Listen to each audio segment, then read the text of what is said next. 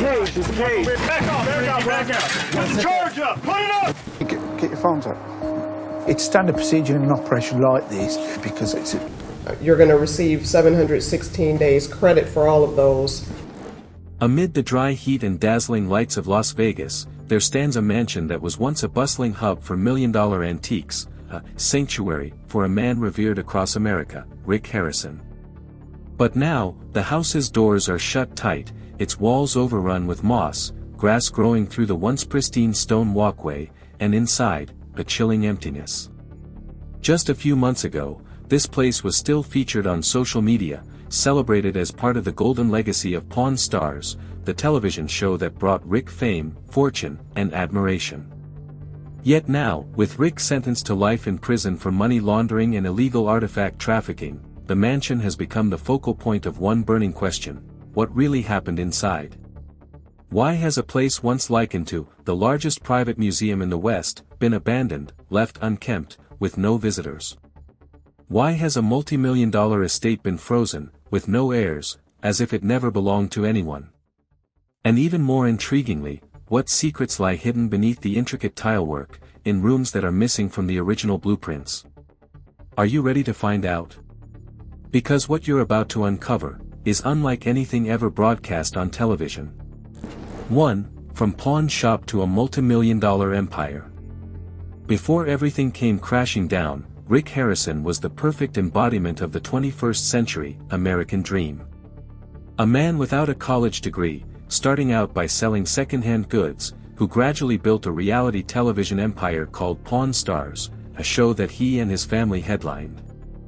The Gold and Silver Pawn Shop, founded by Rick and his father, Richard "Bold Man" Harrison, in Las Vegas in 1989, began as a modest store in a relatively quiet area. But within 2 decades, it became a major tourist attraction, drawing thousands of visitors weekly, eager to step inside, take a look, or, if lucky, appear on television.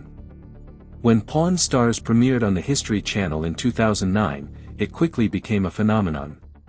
Combining antique knowledge, everyday humor, fascinating negotiations, and strong personalities, the show achieved record viewership, averaging 7 million viewers per episode at its peak.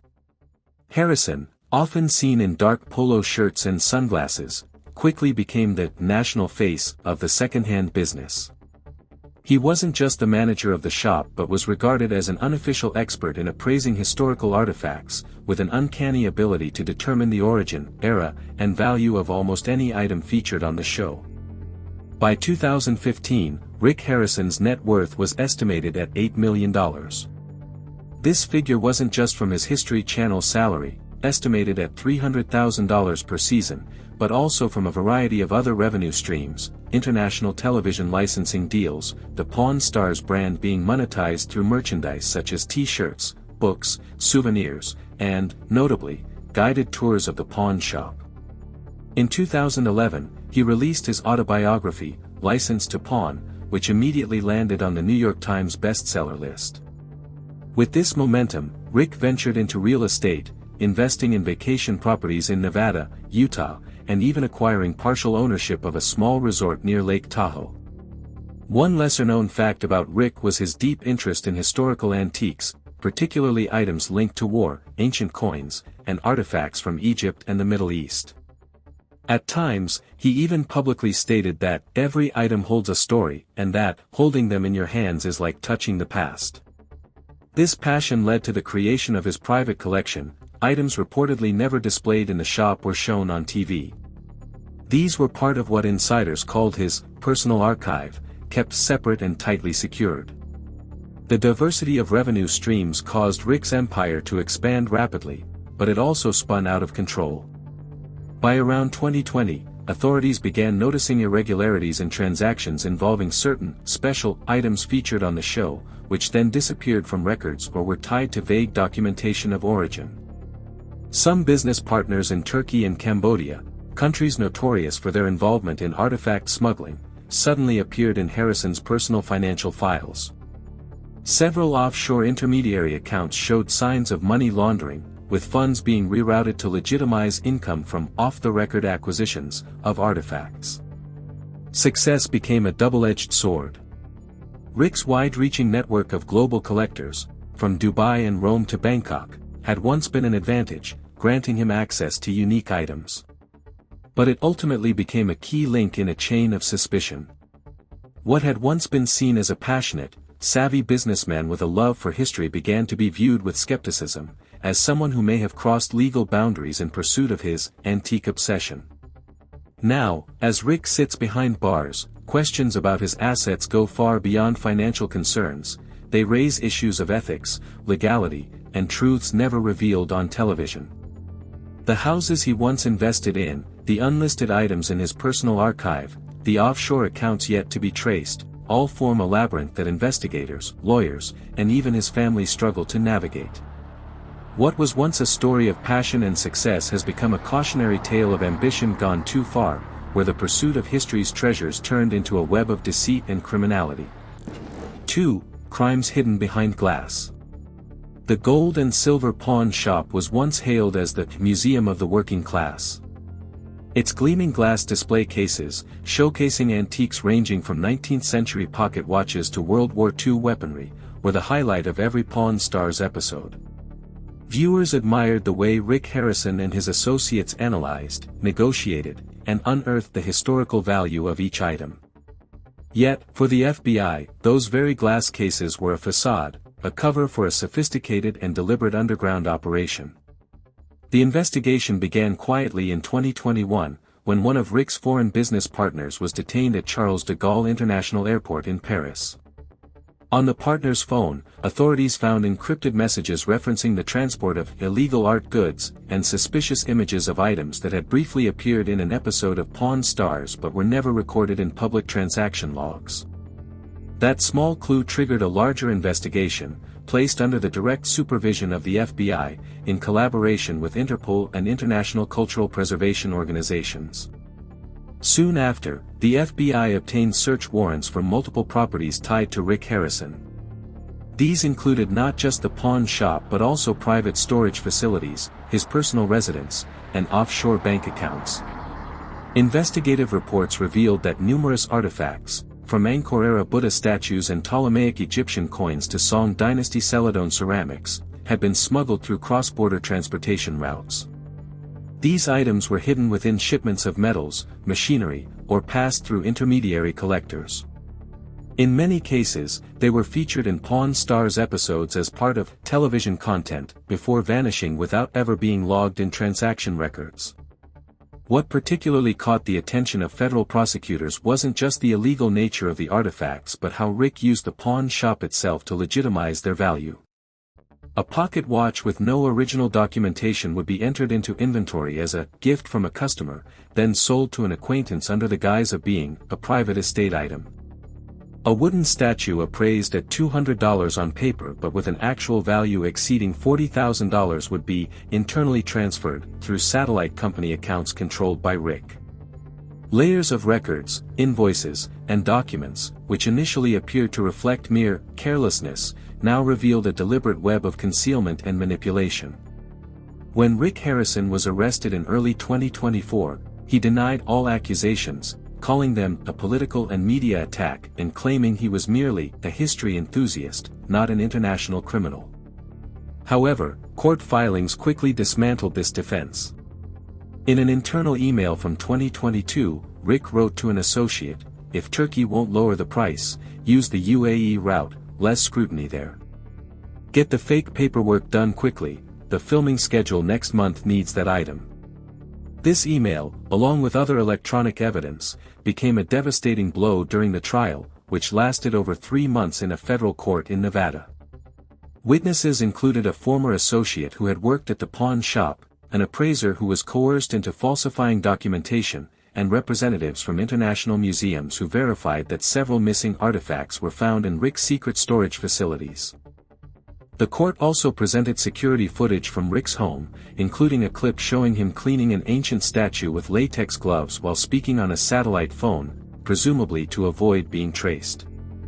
The background audio in the clip, according to linguistic experts, featured speakers in Turkish or Pashto, using specialized terms associated with the black market antique trade.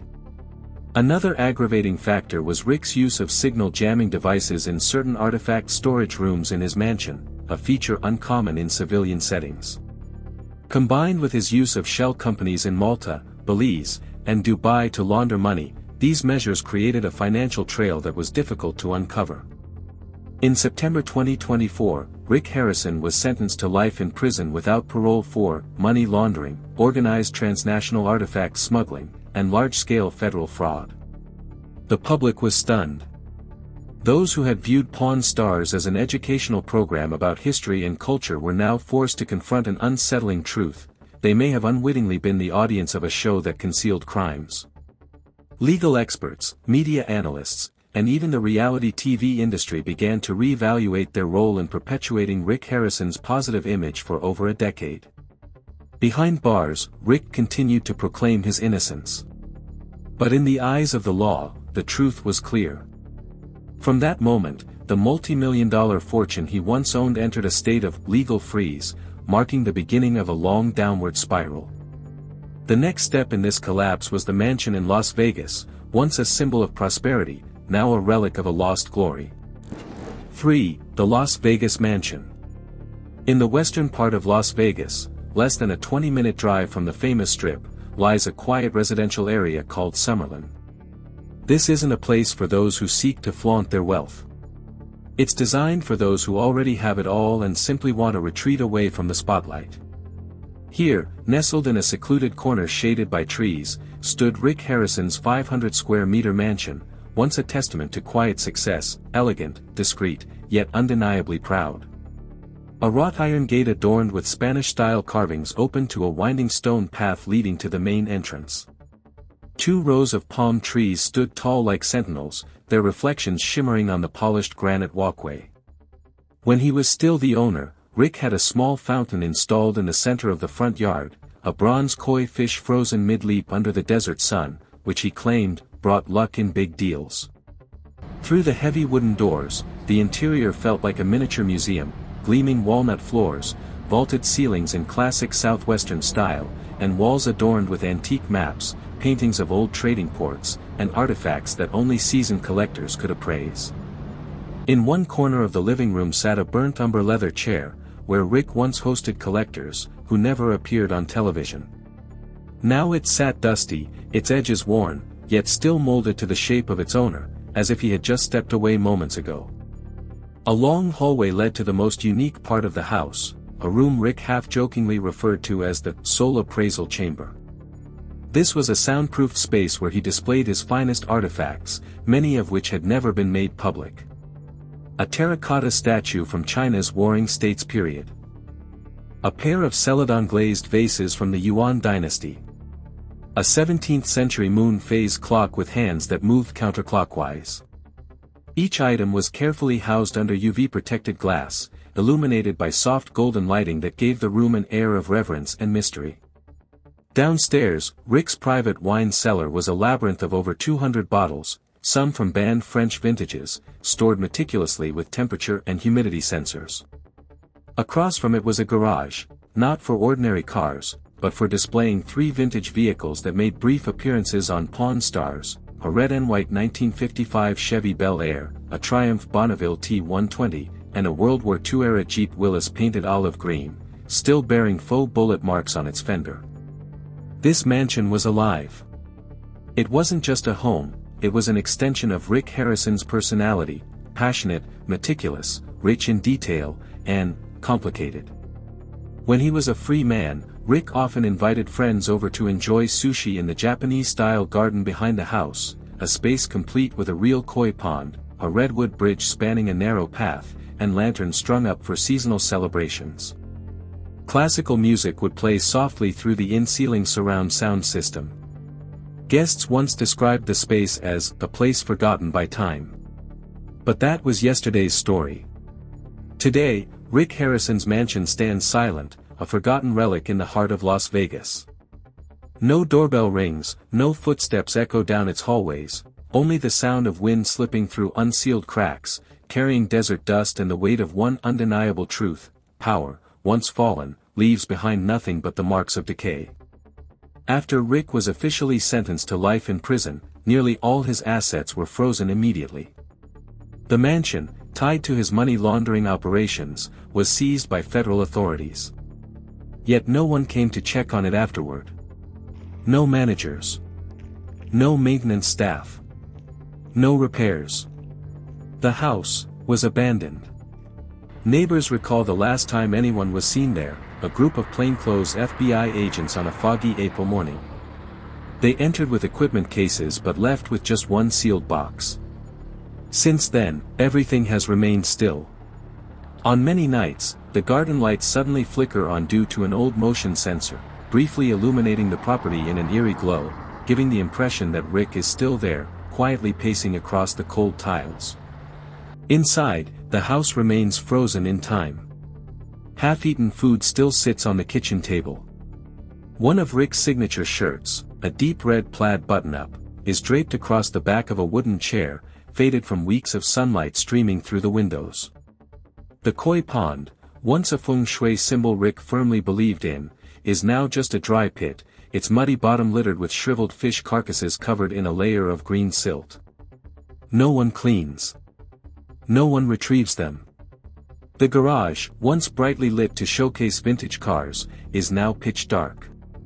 A single flickering light bulb casts sporadic flashes over a yellowed photograph of Rick with a Japanese client, pinned to a wooden board.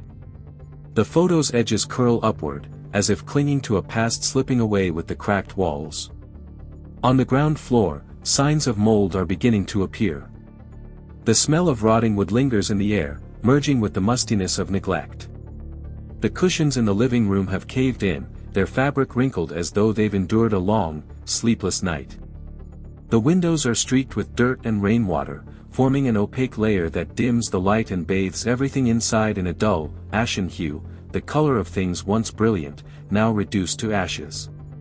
In the garden, the herb beds Rick once tended to brew, stress relief, teas, mint, lavender, rosemary, have turned into wild, tangled weeds. A few rotting tree trunks lie crisscrossed like broken bodies in a battle between nature and abandonment. The bamboo fence is brittle, ready to collapse under the next strong gust of wind. A stone bench under a red maple tree, where Rick once sat reading every afternoon, has cracked in one corner, its surface riddled with fractures like the story of his life. This post-apocalyptic scene wasn't staged. It happened naturally, the inevitable consequence of collapse. When the stage lights dim, what remains isn't applause, it's a deafening silence. Ironically, even the FBI, after seizing what they needed, seemed to lose interest in the house. They had the data, the evidence, the testimonies. The mansion is now just a hollow shell. A place no one wants to visit, no one wants to mention, as if it's an extension of the sentence itself, a tangible image of an invisible punishment. From above, Google Earth still shows the house, a neat square amidst the expensive neighborhood. But as you zoom closer, all you see is isolation. While the surrounding homes glow warmly each evening, this property remains shrouded in absolute darkness. Among the twinkling lights of suburbia, it's like a black void in the perfect picture, a hole in the neighborhood's memory, impossible to fill. To outsiders, it's just an abandoned house. But to Rick Harrison, it was where he sketched out his multi-million-dollar television plans, where he meticulously curated antiques with passionate hands, and where, step by step, he hid the secrets that led to his life sentence. The mansion didn't betray him. But it saw everything, and now, it decays alongside the silence. 4. The truth about the House of Darkness in Nevada. If the mansion in Las Vegas was a decaying relic of downfall, then Rick Harrison's second property in Elko, Nevada, takes things to an even darker and more suspicious level. This was not a public asset. It wasn't listed in any property records Rick had ever declared in court. It never appeared on the show.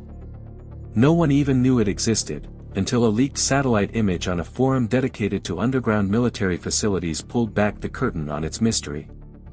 The house, if it can even be called that, was actually an underground complex buried over 12 meters deep, miles away from the nearest residential area.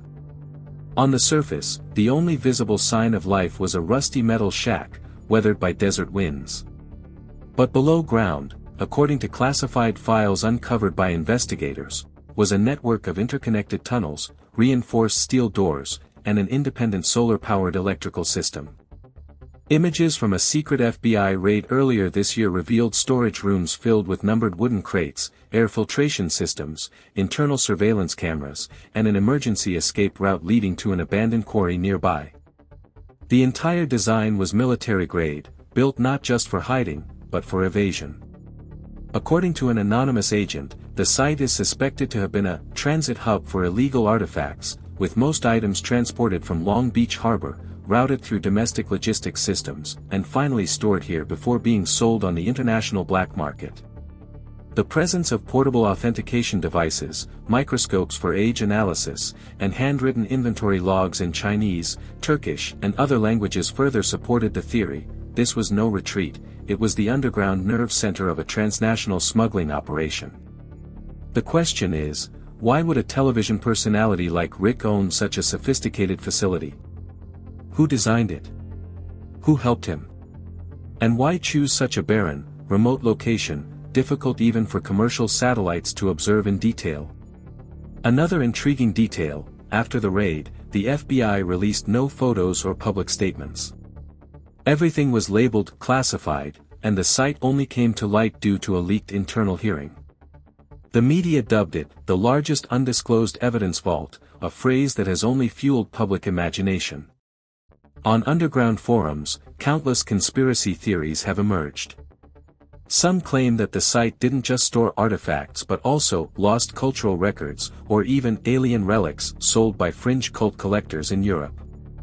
An anonymous Reddit account claimed to have worked as a guard at the site and reported seeing people in full hazmat suits carrying out a statue labeled Angkor Wat Temple, missing since 1974. The truth remains unverified, but one thing is certain: the FBI's silence has been unusually conspicuous. Every Freedom of Information Act request filed to access details of the raid has been denied, citing impact on an ongoing federal criminal investigation. Even Rick's legal team has not been granted full access to the search records, an unprecedented move in the history of modern U.S. law. The story took an even stranger turn when a 2-minute drone clip appeared on a small YouTube channel, showing a convoy of unmarked SUVs entering the Elko Desert site in the middle of the night.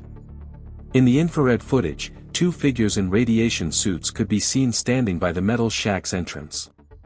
The video was removed within 3 hours of posting, but not quickly enough to stop it from spreading across European and Asian social media platforms. From then on, Rick was no longer seen as just someone who stumbled into crime for money. He began to be viewed as a key link in a deeper network, one tied to the international artifact trade, at the crossroads of art and crime.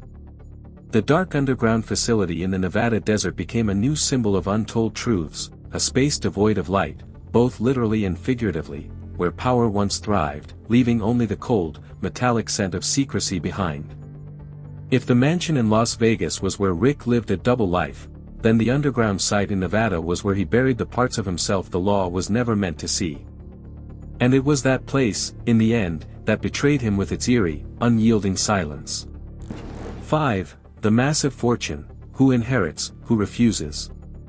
At the time Rick Harrison was sentenced to life in prison, experts estimated his total assets were worth approximately $11.7 million. It was no small sum, enough to support any family comfortably for 3 generations. This fortune included a multi-million-dollar mansion in Las Vegas, 4 properties scattered across Nevada, a rare vintage car collection, early model Swiss watches, Middle Eastern artifacts, unaccounted precious metals, and numerous anonymous offshore accounts. But there was one unexpected twist: no one wanted to claim it. A massive fortune, amassed over a lifetime, now sits quietly, gathering dust in sealed rooms, without an heir, untouched, and avoided by all. After the final trial, the federal court released a cold, matter-of-fact statement. Rick had drafted a provisional will in 2021, a preliminary document lacking witness signatures, clear distribution terms, and, most importantly, rendered invalid after his criminal conviction. Under federal law, all assets were placed under temporary seizure for criminal investigation purposes. Not state property. no longer personal property. Instead, it became a legal limbo, an unowned entity trapped between the courts and the shadow of a shattered reputation. Corey Harrison, Rick's only son and his longtime partner on Pawn Stars, was the first to speak out, not to defend his father, but to walk away. In a brief statement issued through his private attorney, Corey made his stance clear: "I do not want any part of what my father left behind, neither the money nor the moral responsibility."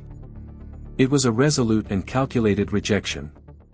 Corey's lawyers understood that accepting the inheritance could make him a target for additional prosecution if any of the assets were later discovered to have ties to criminal activities. As for the rest of the family, siblings, cousins, distant relatives, not a single person came forward to file a claim in court. One nephew had shown temporary interest, but after reading an FBI report confirming that over 40% of the artifacts in Rick's collection lacked clear provenance, he quietly withdrew his paperwork. The house, once bustling with visitors during every holiday season, now stands surrounded by cracked brick walls and overgrown vines. During an internal meeting at the courthouse, the estate's managing attorney, the legal custodian of the mansion's keys, made a statement later quoted widely by the media: "This is a fortune of significant value. But no one wants it." Currently, the U.S. Department of Justice has seized and secured all items classified as criminal evidence. These include two 1954 Rolls-Royce Phantoms, a vintage watch collection valued at over $500,000, and dozens of crates of unidentified artifacts. All of them now sit in high-security storage, awaiting the day they'll see the light, not to shine, but to be scrutinized, piece by piece, legal or illegal. The remaining assets, including the Las Vegas mansion and 3 other properties, have been transferred to the state of Nevada. By law, if no legal claims are made within 5 years, the properties will go to auction. Yet nearly 2 years have passed, and no one has stepped forward. People are afraid. Afraid of being entangled. Afraid of being investigated. Afraid of stepping into a property that once served as a transit point for what the law calls federal-level severity.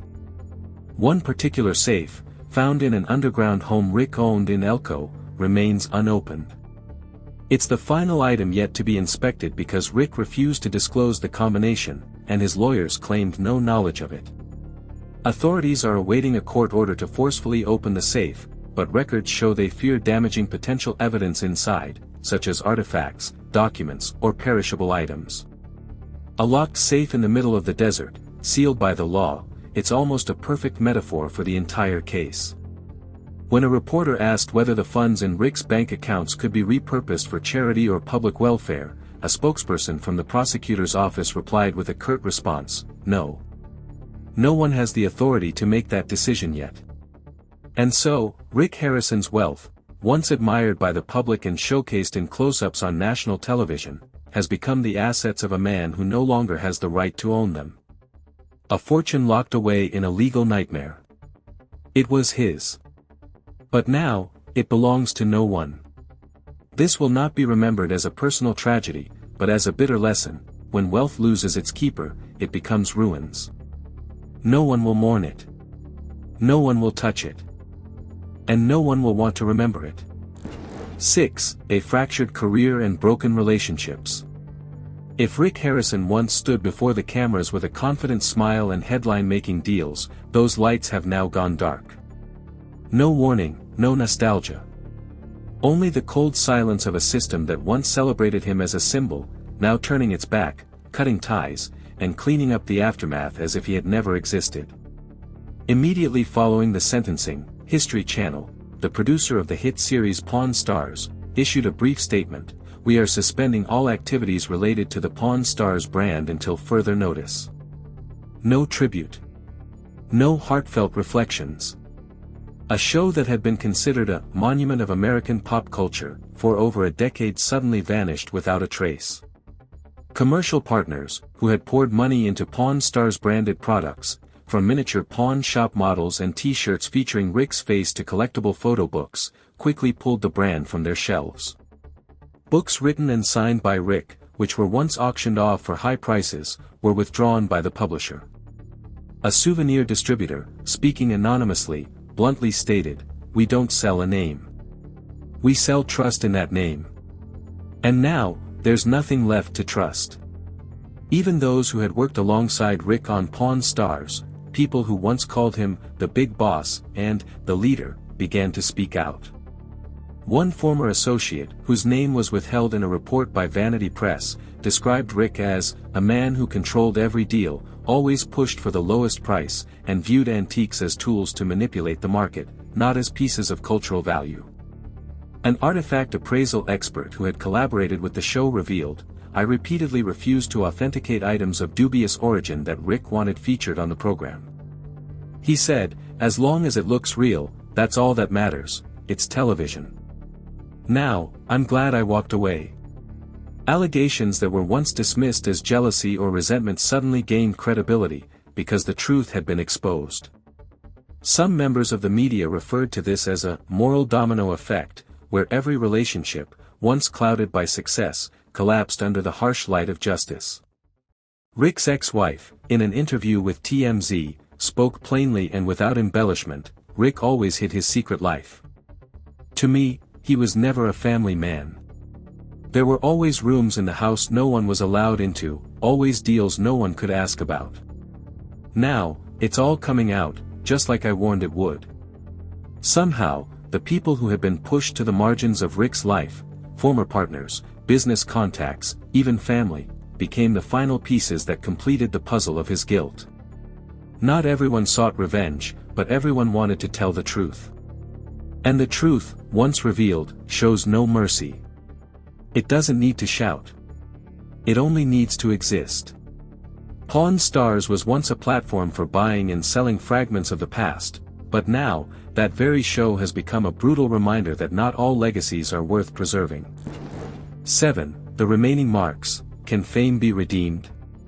When the media cameras have turned off, when the crowds have dispersed, what remains is often silence, and in Rick Harrison's case, it is a haunting silence.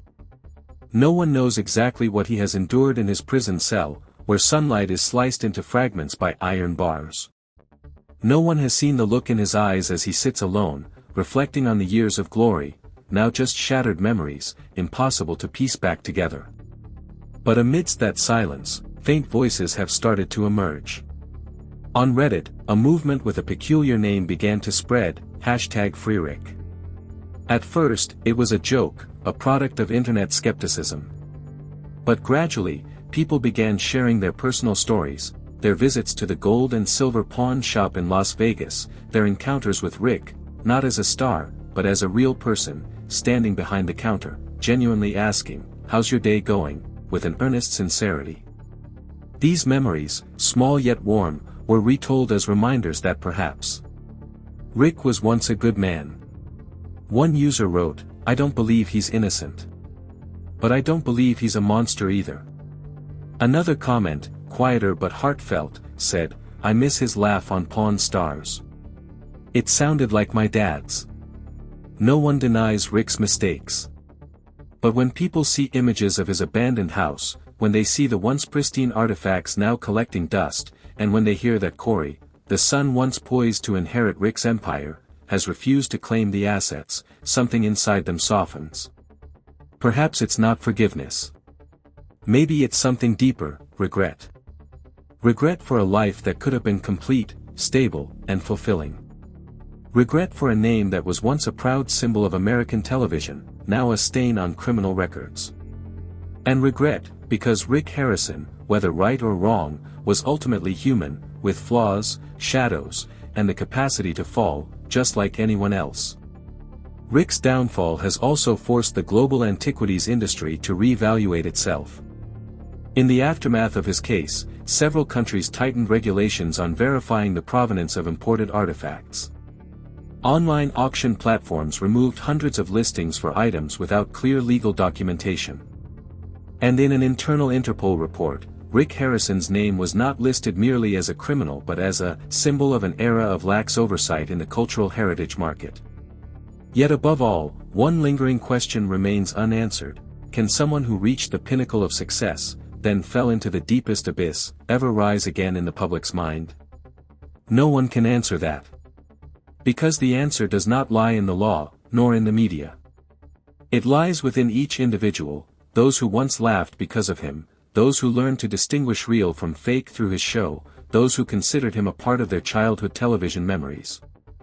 And if there is even the faintest chance for Rick Harrison to be remembered not just for his sentence, but for what he once contributed, perhaps that is the final legacy he still holds. 8. Rick's final message.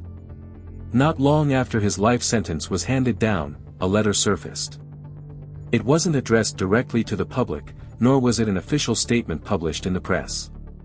Instead, it was released by Rick Harrison's attorney, a farewell, or perhaps, a belated confession. The letter was short, just over a page long, handwritten in blue ink. The handwriting was steady and deliberate, as though every word had been carefully chosen, not just to be written, but to carry the weight of accountability.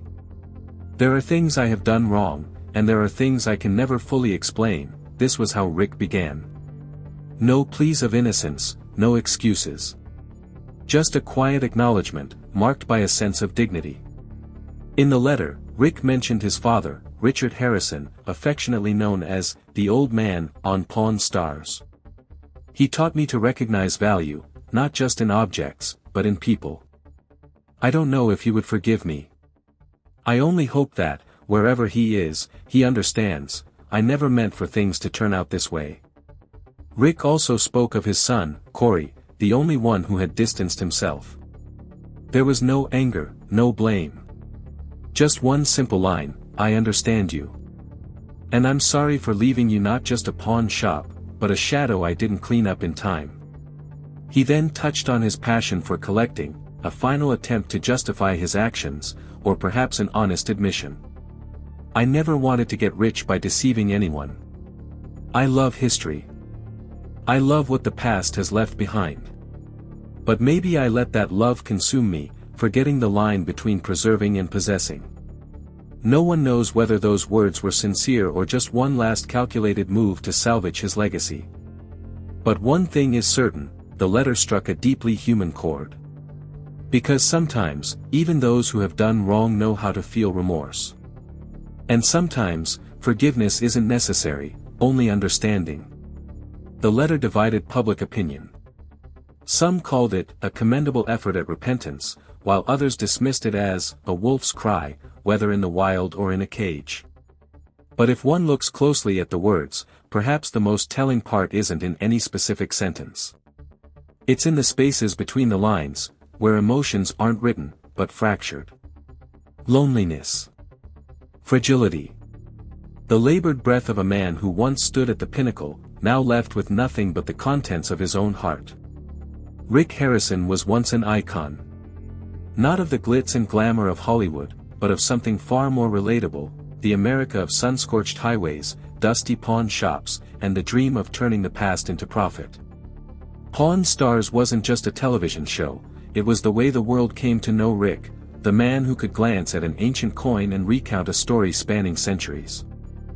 From television hero to life-sentenced convict, Rick Harrison's journey serves as a quiet reminder, fame is a double-edged sword, and everything can come crashing down, not from a moment of weakness, but from years of nurturing wrongful secrets.